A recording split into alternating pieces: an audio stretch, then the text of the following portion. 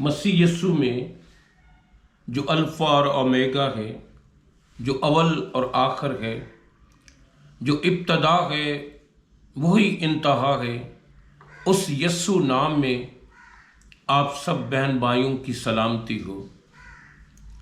आज हम खुदा के कलाम में से सीखेंगे कि हमें दुआ किस तरह करनी चाहिए, या हमारी दुआ क्यों सुनी नहीं जाती। कि खुदा के कलाम में लिखा है कि खुदा ने अपने कलाम को सबसे ज़्यादा अज़मत बख्शी है। जिस रोमियो की किताब में उसके 10 बाब में लिखा है कि लेकिन सब ने इस खुशखबरी पर कान न धरा। चुनाचे यशायाह कहता है कि ऐ खुदावंद, हमारे पैगाम का किसने यकीन किया। बस ईमान सुनने से पैदा होता है और सुनना मसीह के कलाम से। अगर आप तवज्जो के साथ खुदा के कलाम को सुनेंगे, उस पर अमल करेंगे, तो खुदा आपको अपनी बरकतों से नवाजेगा, आपको खुदा की बादशाही के अंदर शामिल करेगा, अपने तख्त पे बैठाएगा जब हम खुदा के कलाम को पहला दर्जा देते हैं।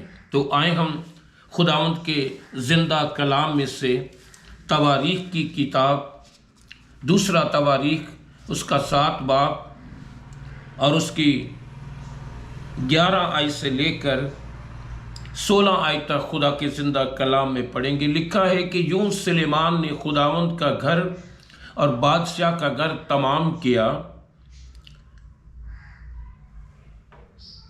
और जो कुछ सुलेमान ने खुदावंद के घर में बनाना चाहा, उसने उसे बाखूबी अंजाम तक पहुंचाया। और खुदावंद रात को सुलेमान पर जाहिर हुआ और उसने कहा कि मैंने तेरी दुआ सुनी और इस जगह को अपने वास्ते चुन लिया कि ये कुर्बानी का घर हो। अगर मैं आसमान को बंद कर दूं कि बारिश ना हो, या टिड्डियों को हुक्म दूं कि तेरे मुल्क को अजाड़ डालें, या अपने लोगों के दरमियान वबा भेजूं, तब अगर मेरे लोग जो मेरे नाम से कहलाते हैं खाकसार बन के दुआ करें और मेरे दीदार के तालिब हों और अपनी बुरी राहों से फिरें, तो मैं आसमान पर से सुनकर उनका गुनाह माफ़ करूँगा और उनके मुल्क को बहाल करूँगा।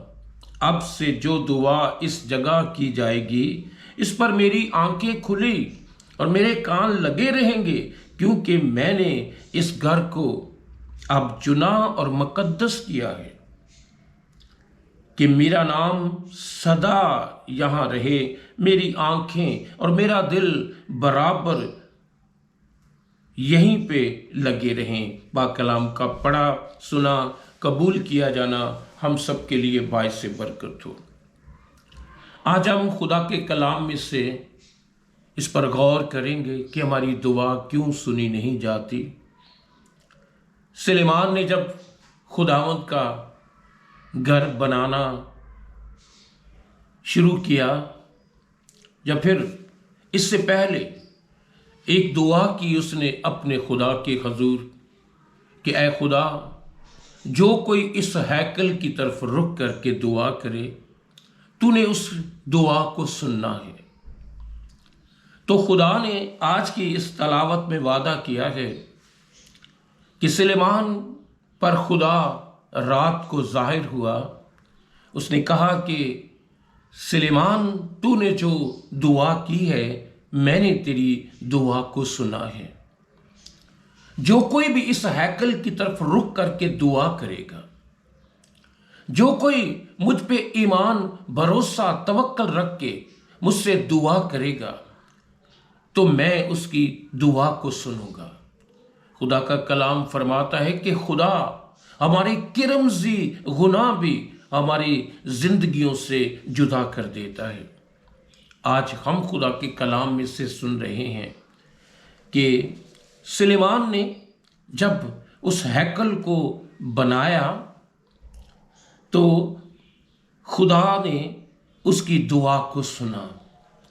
और आगे लिखा है, खुदा ने वादा तो किया, सुलेमान से वादा किया कि जो कोई भी इस हैकल की तरफ रुक करके दुआ करेगा, मैं उसकी दुआ को सुनूंगा, मैं उसकी दुआ को बखूर की मानद अपने हजूर मकबूल ठहराऊंगा। लेकिन लिखा है, लेकिन अगर मैं आसमान को बंद कर दूं कि बारिश ना हो, या टिड्डियों को हुक्म दूं कि तेरे मुल्क को अजाड़ डालें,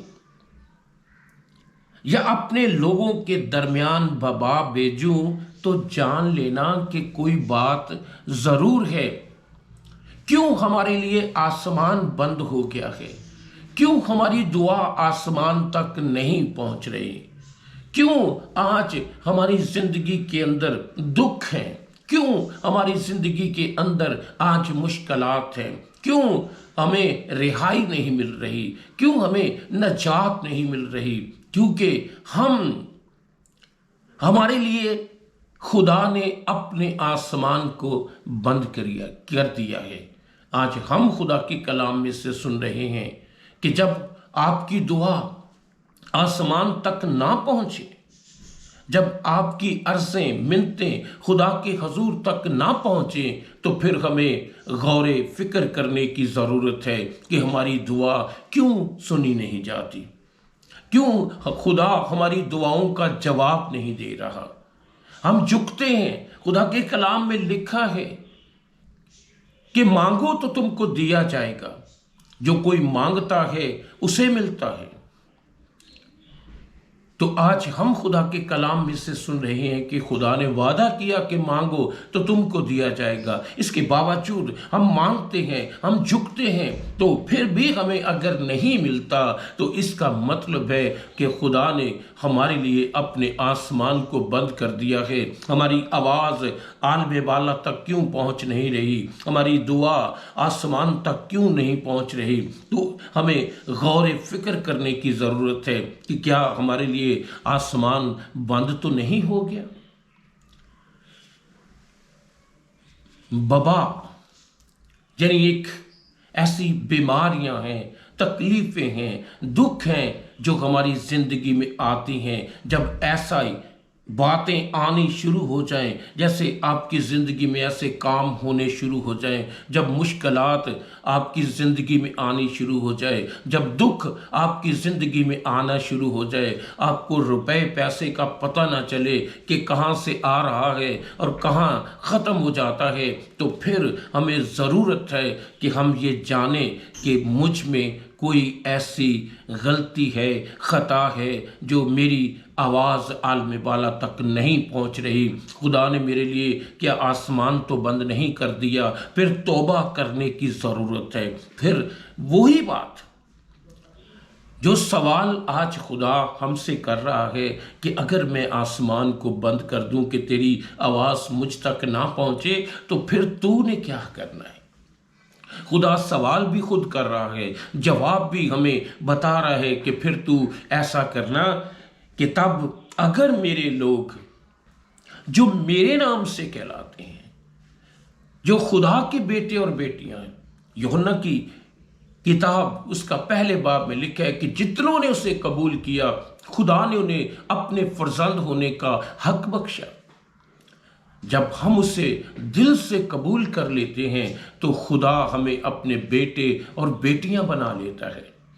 हम सिर्फ नाम के मसीही नहीं होने चाहिए, खुदा का कलाम हमारी जिंदगी में होना चाहिए, खुदा का कलाम हमारी जिंदगी में पूरा हो। जो कोई मेरे कलाम को सुनता, उस पर अमल करता है, अगर वो मर भी जाए तब भी वो जिंदा रहेगा।